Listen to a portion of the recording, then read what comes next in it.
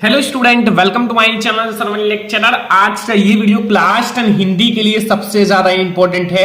आज की इस वीडियो में आपको महत्वपूर्ण जितने भी आपके पूरे बुक के महत्वपूर्ण गद्यांश और पद्यांश को बताने वाला हूं, ठीक है, जो आपकी बोर्ड एग्जाम में 100% आएगा ही आएगा, क्योंकि ये आपका सबसे इंपॉर्टेंट गद्यांश पद्यांश है। अगर आप लोग भी बोर्ड एग्जाम देने वाले हो तो ये जो मैं आपको जितना गद्यांश और पद्यांश बताऊंगा, अगर इसे कंप्लीट कर लोगे तो आपका 6 और +6 12 नंबर बिल्कुल फिक्स हो जाएगा, ठीक है। आपका 6 नंबर का गद्यांश और 6 ही नंबर का पद्यांश आता है, ठीक है। तो आज की इस वीडियो को लाइक कर देना, शेयर कर देना, अगर चैनल पे ना तो सब्सक्राइब भी कर लेना, ठीक है। देखो यहां सबसे पहले मैं आपको सबसे मोस्ट इंपोर्टेंट ये हमारा गद्यांश है, देख सकते हो बोर्ड एग्जाम में आया हुआ है, मॉडल पेपर में भी आया हुआ है और हर साल आता भी है, ठीक है।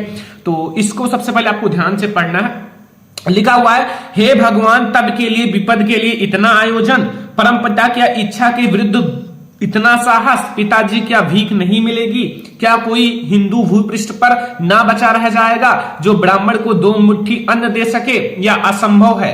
फेर दीजिए पिताजी, मैं कांप रही हूं और इसकी चमक जो है आंखों को अंधा बना रही है, ठीक है। तो सबसे पहले आप लोगों को ध्यान देना है कि ये हमारा किस चैप्टर से लिया गया, इसके लेखक कौन है। अगर आपको ये पहला पॉइंट समझ में आ गया ना, अगर आपको ये समझ में आ गया कि हमारा किस चैप्टर से लिया गया, इसके लेखक कौन है, तो 2 नंबर फिक्स हो जाएगा, ठीक है। रेखांकित अंश की व्याख्या का 2 नंबर। देखो यहां, हे भगवान तब के लिए विपद के लिए इतना आयोजन, परमपिता की इच्छा के विरुद्ध इतना साहस, पिताजी की अब भीख नहीं मिलेगी। बस इतना अगर आप रेखांकित अंश की व्याख्या कर दोगे, बस 2 नंबर, ठीक है। मतलब आपका 6 नंबर का रहेगा।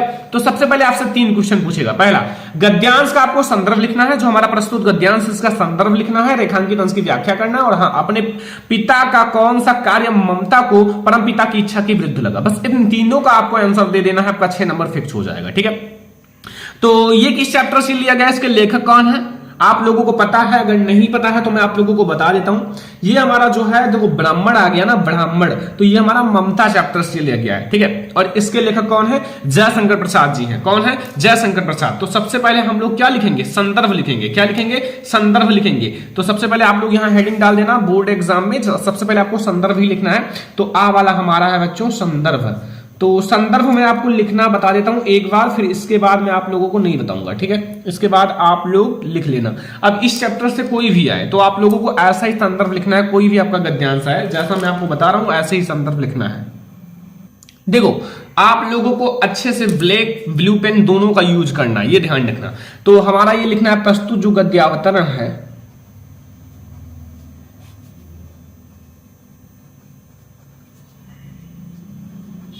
ये हमारा जो प्रस्तुत गद्यावतरण है, हमारी पाठ्य पुस्तक, हमारी पाठ्य पुस्तक, ठीक है, पाठ्य पुस्तक। अब आपका ये हिंदी है ना, तो हिंदी को आपको ब्लैक से लिखना है, कॉमा लगाकर। ध्यान से समझो जितना मैं आपको बता रहा हूं, ठीक है। हिंदी आप लोग अच्छे से लिख देना। हिंदी के गद्य खंड, हिंदी के गद्य खंड। वैसे मैंने कई बार बता रखा है, लेकिन फिर भी मैं आप लोगों को बता देता हूं कि आप लोग इस चीज को समझे रहो, ठीक है। गद्य खंड में संकलित, गद्य खंड में संकलित, और इस चैप्टर का नाम है बच्चों ममता। क्या नाम है? ममता। तो ममता, देखो चैप्टर का नाम और लेखक का नाम आप लोग ब्लैक से पेन से लिखना, ये ध्यान रखना, ठीक है, ब्लैक पेन से, इतना आप लोग ध्यान रखना। ममता नामक पाठ से है, ममता नामक पाठ से है। और इसके लेखक जो हैं वो तो आप लोगों को पता ही होगा कि नहीं पता है। इसके लेखक कौन है? इसके लेखक जयशंकर प्रसाद जी हैं। कौन है? जयशंकर प्रसाद जी, ठीक है। ऐसे आप लोग कॉमा लगा लेना। और हैं, बस ये पॉइंट आप लोग ध्यान रखना कि आप ब्लैक और ब्लू दोनों पेन का यूज करना ना, एग्जामिनर आपको फुल मार्क्स देगा, ठीक है। तो सबसे पहले आपको संदर्भ बोर्ड एग्जाम में ऐसे ही लिखना है। फिर आपको रेखांकित अंश की व्याख्या करने के लिए कम से कम ये रेखांकित अंश जो है, इसको 2 से 3 बार पढ़ना होगा। जब आप इस चीज को 2 से 3 बार पढ़ लोगे ना, 2 से 3 बार पढ़ लोगे, तो इसका व्याख्या जो है ना ऑटोमेटिक आपके माइंड में आ जाएगा कि हम इसकी व्याख्या कैसे लिखें, ठीक है। जब आप ध्यान से पढ़ोगे तो इसको आप लोग एक बार पढ़ लेना। जैसे, हे भगवान तब के लिए विपद के लिए इतना आयोजन, परमपिता क्या इच्छा के इतना साहस, पिताजी क्या भीख नहीं मिलेगी। तो हम आप लोगों को रेखांकित अंश की व्याख्या बताते हैं कैसे करना है, वो ध्यान से समझो। रेखांकित अंश की व्याख्या पहले हेडिंग डाल देना, ठीक है, अच्छे से अंडरलाइन कर लेना। लेखक जयशंकर प्रसाद का कहना है, जो इस चैप्टर के लेखक हैं, आगे हर एक चीज में लिखना। मान लो आपका आचार्य रामचंद्र शुक्ल जी इसके लेखक हैं, वो वाला आ जाए तो आगे लिख देना लेखक आचार्य रामचंद्र शुक्ल द्वारा कहना है। ऐसे ही लेखक जयशंकर प्रसाद जी का कहना है, ठीक है। जब ममता ने सोने के आभूषणों से भरा हुआ थाल देखा, जब ममता ने सोने से भरा हुआ आभूषण का एक थाल था जो इनके पिताजी ले रहे थे, ठीक है, उसको देखा, तब वह आश्चर्य से अपने पिताजी से कहती हैं कि आप विपत्तियों के लिए, मतलब विपत्तियों के लिए इतने धन का संग्रह क्यों कर रहे हो, ठीक है। अगर विपत्ति आ रही है तो उसको भी देखा जाएगा, आप विपत्तियों के लिए इतना धन का संग्रह क्यों कर रहे हो, ठीक है। भगवान की इच्छा के विरुद्ध आपने बहुत बड़ा दुष्कर्म किया है, दुस्साहस किया है, ठीक है। भगवान की इच्छा के विरुद्ध आपने बहुत ही बड़ा दुस्साहस किया है पिताजी। क्या कोई हिंदू भूपृष्ठ पर नहीं रह जाएगा, क्या कोई हिंदू भूपृष्ठ पर नहीं रहेगा जो ब्राह्मण को 2 मुट्ठी भीख दे सके, जो इस ब्राह्मण को 2 मुट्ठी भीख दे सके। आप इतना आयोजन क्यों कर रहे हो विपत्तियों के लिए, ठीक है। देखो समय के अकॉर्डिंग हम रहेंगे, ऐसे इनका कहना था, ठीक है। और आप उस विपत्तियों के लिए इतने सारे धन का संग्रह कर रहे हो, ठीक है। वो जो है ना इच्छा के विरुद्ध हुआ, भगवान की इच्छा के विरुद्ध ममता मानती थी, ठीक है। और अगला क्वेश्चन आपसे पूछ रहा है, अपने पिताजी का कौन सा कार्य ममता को परमपिता की इच्छा के विरुद्ध लगा, ठीक है। अपने जैसे कौन सा कार्य उनके पिताजी ने किया जो उनको परमपिता के विरुद्ध लगा, तो यहां मैंने लिख दिया है, अपने पिता के द्वारा शेरशाह से उत्कोच के रूप में लिए गए स्वर्ण के सिक्के ममता को परमपिता की इच्छा के विरुद्ध लगा। जो स्वर्ण के सिक्के थे, जो स्वर्ण के सिक्कों का थाल था, वो जब इनके पिताजी ले रहे थे तो ये ममता जी को अपने परमपिता के विरुद्ध लगा, ठीक है। बस ये अगर आप इतना कर लोगे ना, आपका गद्यांश पूरा कंप्लीट हो। ये बहुत ज्यादा इंपॉर्टेंट गद्यांश है बोर्ड एग्जाम के लिए, आपको इस पर आपको फुल मार्क्स मिलेगा। तो ये हमारा पहला मोस्ट इंपॉर्टेंट गद्यांश है, आप लोग लिख कर आना, बोर्ड एग्जाम में छोड़कर आना नहीं है। अगर आपको अच्छे मार्क्स लाना है, हिंदी में भी 90% मार्क्स लाना है, तो अच्छे से पढ़ाई करना पड़ेगा बच्चों, ठीक है। तो अब हम लोग देखेंगे अगला मोस्ट इंपॉर्टेंट गद्यांश। देखो ये हमारा दूसरा मोस्ट इंपोर्टेंट गद्यांश है, ध्यान से समझो। दूसरा हमारा मोस्ट इंपोर्टेंट गद्यांश है जो बोर्ड एग्जाम के लिए वेरी इंपॉर्टेंट है, ठीक है। ये आप लोगों के बोर्ड एग्जाम के लिए वेरी इंपॉर्टेंट है। जितना मैं आपको आज की इस वीडियो में बता रहा हूं ना, अगर उतना कंप्लीट कर लोगे ना, आपका गद्यांश पद्यांश आज के बाद क्लियर ही हो जाएगा, ठीक है। ये हमारा दूसरा इंपॉर्टेंट है। लिखा हुआ कुसंग का जोड़ सबसे भयानक होता है, यह केवल नीति और सद्विधि का ही नाश नहीं करता बल्कि बुद्धि का भी क्षय करता है। इतना हमारा रेखांकित अंश है। किसी युवा पुरुष की संगत यदि बुरी होगी तो वह उसके पैरों में बंधी चक्की के समान होगी, जो उसे दिन दिन अवनति के गड्ढे में गिराती जाएगी, और यदि अच्छी होगी तो सहारा देने वाले बाहु के समान होगी, जो उसे निरंतर उन्नति की ओर उठाती जाएगी। अब सबसे पहले आपको यह पता होना चाहिए कि हमारा ये किस चैप्टर से, इसके पाठ का नाम क्या है और इसके लेखक का नाम क्या है। अगर ये पता चल गया तो हमारा 2 नंबर फिक्स हो जाएगा, कोई नहीं काट सकता, ठीक है। ये 2 नंबर आपका फिक्स हो जाएगा। तो ये सारे बच्चों को पता होगा। सबसे पहले इसमें देखो मित्र के बारे में बताया गया, संगति, बुरी संगति, मित्र, ठीक है, इन सब के बारे में बताया गया। तो हमारा किस चैप्टर से लिया गया है, सारे बच्चों को पता चल गया होगा। मित्रता चैप्टर से लिया गया। किस चैप्टर से? मित्रता। और इसके लेखक कौन है? आचार्य रामचंद्र शुक्ल जी। ध्यान से समझो, जितना मैं आपको समझा रहा हूं, आपका बोर्ड एग्जाम नजदीक है तो इतना तो आपको अच्छे से पढ़ना ही पड़ेगा। आचार्य रामचंद्र शुक्ल जी इसके लेखक हैं। तो फिर सबसे पहले आपसे इससे रिलेटेड 3 क्वेश्चन आएंगे। प्रस्तुत गद्यांश का संदर्भ लिखो 2 नंबर का, रेखांकित अंश की व्याख्या 2 नंबर का, और अच्छी संगति से होने वाले लाभों को उदाहरण देकर समझाइए बच्चों 2 नंबर का, ठीक है। तो 2-2 नंबर का आपका क्वेश्चन रहेगा बोर्ड एग्जाम में। तो लिखना कैसे है, सबसे पहले मैंने एक बार संदर्भ बता दिया है, अब मैं आप लोगों को संदर्भ उसी टाइप से केवल पाठ का नाम और लेखक का नाम चेंज कर रहा हूं बस, ठीक है। गद्य में ऐसा ही संदर्भ लिखना, अभी पद्य में भी बताऊंगा कि संदर्भ कैसे लिखना है, प्रसंग व्याख्या सब कुछ। तो सबसे पहले संदर्भ पर ध्यान दो। ये हमारा किस चैप्टर से है? पहले चैप्टर से, मित्रता। तो प्रस्तुत गद्यावतरण आचार्य रामचंद्र शुक्ल द्वारा लिखित एवं हमारी पाठ्य पुस्तक हिंदी के गद्य खंड में संकलित मित्रता नामक पाठ से लिया गया है। सेम उसी तरह से है, केवल मैंने जहां पाठ का नाम था वहां लेखक का नाम कर दिया। पहले पाठ का नाम लिख सकते हो, लेखक का नाम बाद में लिख सकते हो, कोई दिक्कत नहीं, कुछ भी आप कर सकते हो, ठीक है। तो ये हमारा बहुत ज्यादा इंपॉर्टेंट गद्यांश है। सबसे पहले मैं आपको संदर्भ बता दिया कि प्रस्तुत गद्यावतरण आचार्य रामचंद्र शुक्ल द्वारा लिखित एवं हमारी पाठ्य पुस्तक हिंदी के गद्य खंड में संकलित मित्रता नामक पाठ से लिया गया है, ठीक है। समझ में आ गया संदर्भ? सेकंड नंबर आपको रेखांकित अंश की व्याख्या करना है, तो पहले रेखांकित अंश को ध्यान से पढ़ना पड़ेगा, ठीक है। पढ़ लो ध्यान से 1-2 बार। देखो लिखा हुआ है कुसंग का ज्वर सबसे भयानक होता है। कुसंग का ज्वर का मतलब होता है बुरी संगत वाले लोग, ठीक है। अगर आपकी संगत बुरी है तो वो बहुत ही भयानक है।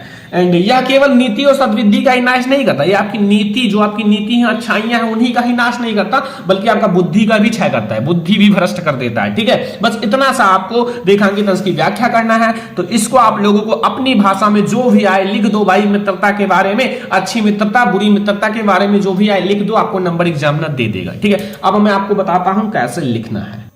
तो बच्चों सबसे पहले हम लोग देखेंगे रेखांकित अंश की व्याख्या। ठीक है, रेखांकित अंश की व्याख्या समझ लो कि शुक्ल जी कहते हैं कि बुरी संगति घातक बुखार के समान हानिकारक है। जैसे एक घातक बुखार होता है जो आपके शरीर को दुबला बना देता है, स्वास्थ्य आपका खराब कर देता है, कभी कभी मौत भी हो जाती है, उसी समान से ये जो बुरी संगत वाले लोग हैं। ठीक है, शुक्ल जी कहते हैं कि बुरी संगति घातक बुखार के समान हानिकारक होती है। जिस तरह कोई व्यक्ति यदि भयानक ज्वर से ग्रसित हो, ज्वर का मतलब होता है बुखार, अगर मतलब भयानक ज्वर से ग्रसित हो तो वह ज्वर उसके शरीर को और स्वास्थ्य को नष्ट कर देता है। तो वो जो ज्वर होता है वो उसके शरीर को और स्वास्थ्य को दोनों को नष्ट कर देता है। ठीक है, नष्ट कर देता है। एंड तथा कभी कभी प्राण भी ले लेता है। कभी कभी ऐसा ज्वर होता है ना जो उसके प्राण भी ले लेता है। उसी प्रकार बुरी संगत हमारी नैतिकता, सदाचार, मन तथा बुद्धि को नष्ट कर देता है। उसी प्रकार से अगर संगति आपकी बुरी है, ठीक है, आप बुरी संगति में जी रहे हो, तो फिर वो क्या होगा,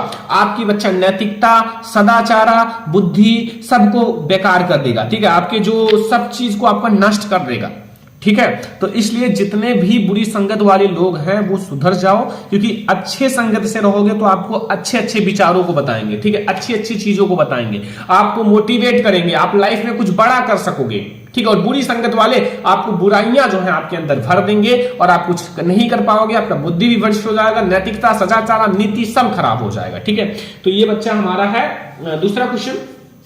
अभी हमारा इसी में एक और क्वेश्चन पूछ रहा है, देखो लिखा हुआ है कि अच्छी संगत से होने वाले लाभों को उदाहरण देकर समझाइए। मतलब अच्छी संगति से होने वाले लाभों को आपको उदाहरण देकर समझाना है। अच्छी संगति जो है सहारा देने वाले बाहु के समान है। मान लो आप किसी भी परिस्थिति में हो, ठीक है, आप किसी भी गलत परिस्थिति में हो, मान लो आपको, तो वो आपको सहारा देने वाले बाहु के समान होती है। ठीक है, और जो व्यक्ति की जीवन रक्षक है, जो व्यक्ति का जीवन रक्षक है, व्यक्ति का रक्षा करेगा और उसे उन्नति की ओर जाना होगा। ठीक है, उन्नति की ओर जानी बली होती है। ठीक है, मतलब बल देगा, उन्नति की ओर जाने के लिए उन्हें प्रोत्साहित करेगा, बल देगा। बस ये हमारा हो गया अच्छी संगति। तो ये हमारा हो गया बच्चों, मैंने आपको दो ऐसे इंपॉर्टेंट गद्यांश बताए जो बोर्ड एग्जाम के लिए वेरी इंपॉर्टेंट है। आपको तैयार करके ही बोर्ड एग्जाम में जाना है। अगर अच्छे मार्क्स लाना है, बोर्ड एग्जाम में टॉपर बनना है, 90% हिंदी में भी लाना है, तो आज ही आप ये सारा तैयार कर लो। ठीक है, तो अब हम लोग देखेंगे जो आपके बोर्ड एग्जाम के लिए मोस्ट इंपोर्टेंट पद्यांश है, जो आपके बोर्ड एग्जाम में आएंगे ही आएंगे, वो पद्यांश देखेंगे। ये दो गद्यांश तैयार कर लेना, और भी मैं आपको बताऊंगा आगे चलकर, लेकिन अभी आपके बोर्ड एग्जाम के लिए ये दोनों बहुत ज्यादा इंपॉर्टेंट है। मतलब आपके बोर्ड एग्जाम में आ ही सकते हैं। ठीक है, ये ध्यान रखना। तो स्टूडेंट अब हमारा आता है मोस्ट इंपॉर्टेंट पद्यांश, जो बोर्ड एग्जाम के लिए वेरी इंपॉर्टेंट है।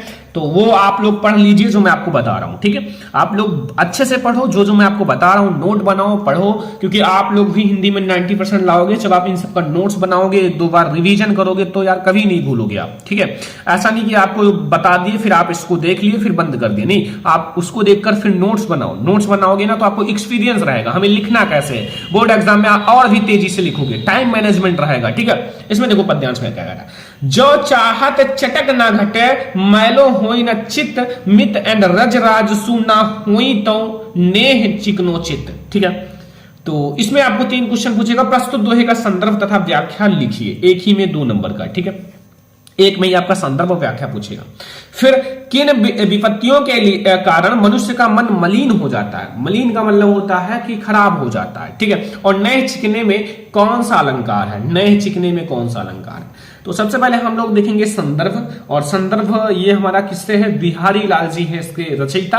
और हाँ, ये इनकी भक्ति नीति चैप्टर से है। ठीक है, भक्ति और नीति, लेकिन भक्ति एक अलग है, नीति अलग है, शीर्षक है दोनों अलग अलग। तो भक्ति का नहीं है, ये नीति का है, नीति शीर्षक से। ठीक है, तो ध्यान देना, इतना हमने देखा है बच्चे ध्यान नहीं देते इस पर, लेकिन ध्यान रखना। तो संदर्भ में क्या लिखोगे बच्चों, मैंने गद्यांश का तो बता दिया, पद्यांश का भी बता देता हूं। लिखना जो ये हमारा एक दोहा है, अगर दोहे का एग्जाम्पल पूछे तो यही लिख देना, कोई दिक्कत नहीं। प्रस्तुत दोहा, प्रस्तुत दोहा कविवर, और इसके कवि कौन है बच्चों, बिहारी लाल जी। कौन है? बिहारी लाल। ब्लैक से लिखना, कवि हो या लेखक हो उसको हमेशा ब्लैक से लिखना। बिहारी लाल, कविवर बिहारी लाल द्वारा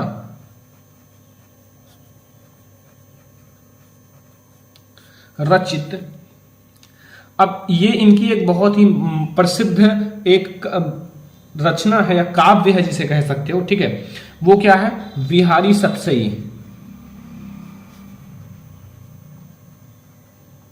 ये इनकी एक बहुत ही प्रसिद्ध रचना है, ठीक है। बिहारी सतसई से हमारी पाठ्य पुस्तक,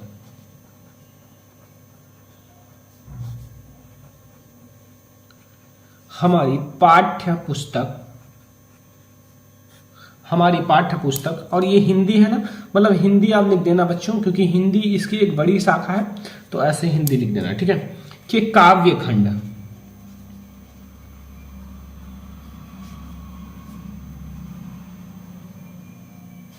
हिंदी के काव्य खंड में संकलित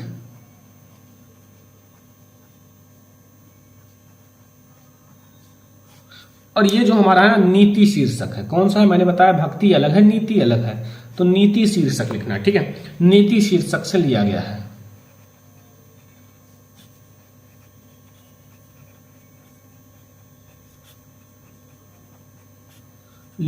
ठीक है। बस हो गया, क्या दिक्कत है? बस इतना आपको लिखना है। यह हमारा एक पद्यांश का संदर्भ है। देखो इसमें मैंने क्या किया, इसको ब्लैक से लिखना, पाठ का नाम और लेखक का नाम, ठीक है। इसको ब्लैक से लिख देना, एग्जामिनर का हाईलाइट वाला पॉइंट बहुत नजर देता है, ठीक है। जब एकदम सही रहेगा तब ब्लैक से लिखना, अगर मान लो आपको नहीं याद है, डिसमिस हो, तो फिर ब्लू से ही लिख देना, हाईलाइट ना करना तब, ठीक है। तो अब आपको बताऊंगा प्रसंग। इस दोहे में कवि ने मित्रता के मध्य धन और वैभव को ना आने का परामर्श दिया।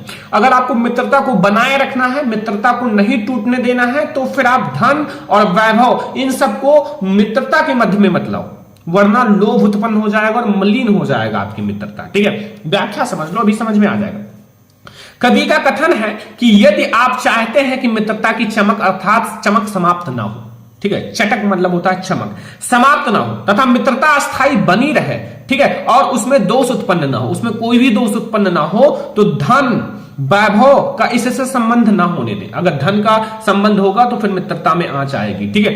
धन अथवा किसी अन्य वस्तु का लोभ मित्रता को मलिन कर देता है। धन ऐसी चीज है ना जो मतलब भाई भाई में भी तो कर देता है, मित्र मित्र में भी कर देगा, क्योंकि धन ऐसी चीज ही है, ठीक है। तो क्या होगा, धन अथवा किसी अन्य वस्तु का लोभ मित्रता को मलिन कर देता है और मित्र के स्नेह से चिकना और मन धन रूपी धूल के स्पर्श से मैला हो जाता है। अतः स्नेह में धन का स्पर्श ना होने दे। जिस प्रकार तेल से चिकनी वस्तु, जैसे किसी वस्तु पर तेल लगा दिया जाए ना, तो धूल के स्पर्श से मैली हो जाती है, तो उस पर अगर धूल जाता है ना तो उसी पर चिपक जाता है, तो वो वस्तु मैली हो जाती है, ठीक है, और उसकी चमक घट जाती है, तो उसकी चमक जो है वो घट जाती है। उसी प्रकार से प्रेम से कोमल चित्त और धन रूपी धूल के स्पर्श से दोष युक्त हो जाता है और मित्रता में कमी आ जाती है, ठीक है। आपके मन में जो आए अच्छे से लिख देना, ऐसे अगर आप लिखोगे तो फुल मार्क्स मिलेगा, ठीक है। अब हमारा इसमें पूछ रहा है कि किन विपत्तियों के कारण मनुष्य का मन मलिन हो जाता है, किस विपत्तियों के कारण जो मनुष्य का मन है वो मलिन हो जाता है, इस चीज को बताना है। तो देखो, मनुष्य के मन में क्रोध, ठीक है, गर्व, ईर्ष्या, द्वेष आदि रजोगुणी वृत्तियों के कारण उसका मन मलिन हो जाता है। अगर ये सारे दोष हैं तो उसका मन मलिन हो जाएगा, ठीक है। अगला है, नेह चिकने में कौन सा अलंकार है और क्यों? देखो, नेह चिकने का मतलब होता है प्रेम रूपी तेल, ठीक है। तो प्रेम रूपी तेल का वर्णन किया गया, नेह चिकने में प्रेम रूपी तेल का वर्णन किया गया है, इसलिए यहां रूपक अलंकार है। कौन सा अलंकार है? रूपक अलंकार। इतने छोटे छोटे क्वेश्चन का 2 नंबर मिल जाएगा, ठीक है। समझ में आ गया? कोई दिक्कत, कोई कंफ्यूजन नहीं होगा, क्योंकि बहुत ज्यादा आसान है और बोर्ड एग्जाम में अगर लिख कर आओगे तो फिर आपको फुल नंबर मिलेगा। अगर आएगा बोर्ड एग्जाम में तो इसी टाइप से क्वेश्चंस आएंगे, ठीक है। अगर मान लो ये आपका पद्यांश आ गया तो यही क्वेश्चंस आएंगे जो मैंने बताया। तो ये हमारा मोस्ट इंपोर्टेंट पद्यांश है। अगला पद्यांश देखते हैं बच्चों। ये हमारा एक बहुत ज्यादा इंपोर्टेंट पद्यांश है, बहुत बड़ा भी है और ये अक्सर आते हैं, ठीक है। लिखा हुआ है कि शीश जटा उर बाहु विशाल, विलोचन लाल तिरछी सी भौवें, तून सराहन वान धरे, तुलसी बन मार्ग में सुथी सोहे, सादर वरही बार सुभाए, चिते तुम त्यों हमसे मन मोहे, और पूछति ग्राम वधु सियो जो कहूं सांवरे से सखी रावणे को है, ठीक है।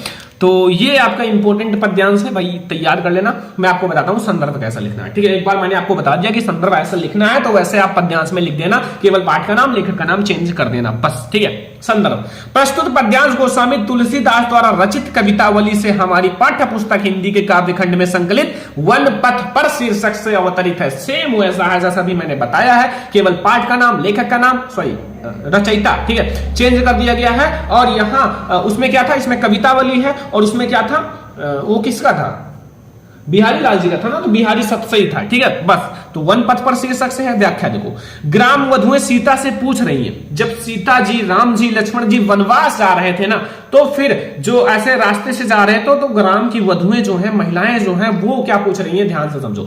ग्राम की वधुएं सीता से पूछ रही हैं, सीता जी से पूछ रही हैं कि जो सिर पर जटा धारण किए हुए हैं, ठीक है, जो सिर पर क्या जटा धारण किए, राम जी जो थे वो सिर पर जटा धारण किए हुए थे, ठीक है। तो जो जटा धारण हुए हैं, जिनके वक्ष, स्थल और भुजाएं विशाल हैं, विशाल का मतलब उनका जो मतलब वक्ष, स्थल और भुजाएं थे वो विशाल थे, हाथ जो था वो लंबे लंबे थे, ठीक है। और नेत्र लाल है, और नेत्र जो है उनका लाल है, तथा भौवें जो है तिरछी सी हैं, और उनके जो भौवें हैं वो तिरछी सी हैं, ठीक है। और जो तरकस, धनुष और बाण धारण किए हुए हैं, जो मतलब एक तरकस जो जिसमें बाण रखा जाता है ना, और धनुष, उसको धारण किए हुए थे। इस मार्ग से बहुत शोभायान हो रहा है, मतलब इस मार्ग से जा रहे हैं तो इस मार्ग का बहुत शोभा बढ़ रहा है, जो सहज स्वाभाविक रूप से बड़े सम्मान के साथ बार बार तुम्हारी ओर देखते हुए हमारा मन भी आकर्षित कर रहे हैं, ठीक है। सीता जी की ओर बार बार देख रहे थे, तो फिर उनका मन भी आकर्षण कर रहे थे। हे सुखी, तुम हमें यह बताओ कि सुंदर सांवले रूप वाले राम जी तुम्हारे कौन लगते हैं, ठीक है। तो बस ये क्वेश्चन पूछा था, इसमें केवल क्वेश्चन ही पूछा था, ठीक है। अगर अगला पद्यांश देखोगे, इसका अगला वाला जैसे बुक में पढ़ोगे ना, तो बहुत मजा भी आएगा, मैं भी पढ़ा था, काफी अच्छा लगता है, और ठीक है। और अगर आप इसका आगे देखोगे तो फिर आपको मिल जाएगा, ठीक है। इसमें तब यहां देखो, यहां आपसे कहते ना, मैंने पढ़ा भी रखा है, सुनी सुनी सुंदर वैन सुधारक स्थानी है, जान की जानी भली तिरछी कर नैन सैन दी तिनके, और समुझाए कछु मुस्कान चली, ठीक है। सीता जी कुछ बोलती नहीं है, ठीक है, कुछ भी नहीं बोलती हैं, अपने इशारों से समझा देती हैं कि ये सांवले और सुंदर रूप वाले हमारे कौन लगते हैं, पति हैं, ठीक है, पति। तो फिर ये समझा देती हैं, तो फिर ये वाला मैंने पढ़ा रखा है, इसमें केवल क्वेश्चन पूछा था बस, ठीक है। अब अगला देखो, इसमें क्या पूछ रहा है, इसमें 3 क्वेश्चन था। पहला कौन सा था, पहले मैं आपको दिखा दूं क्वेश्चन। देखो, प्रस्तुत पद्यांश का संदर्भ व्याख्या लिखना था। प्रस्तुत मैंने संदर्भ भी बता दिया, व्याख्या भी बता दिया, ठीक है। और फिर ग्राम वधुएं सीता जी से क्या पूछती हैं, ग्राम की वधुएं सीता जी से क्या पूछती हैं, तो ग्राम वधुएं सीता जी से यह प्रश्न पूछती हैं कि हे सुखी, हे सांवले श्री राम से मनमोहक तुम्हारे कौन लगते हैं, या तुम्हारा क्या लगते हैं, बस इतना क्वेश्चन पूछा था। एंड अगला है कि सांवरे में सखी में प्रयुक्त कौन सा अलंकार है, 2 बार साथ साथ आ गया, मतलब एक ही वर्ण की आवृत्ति 2 बार, तो बच्चा अनुप्रास अलंकार हो जाएगा, इसमें कौन सी बड़ी बात है।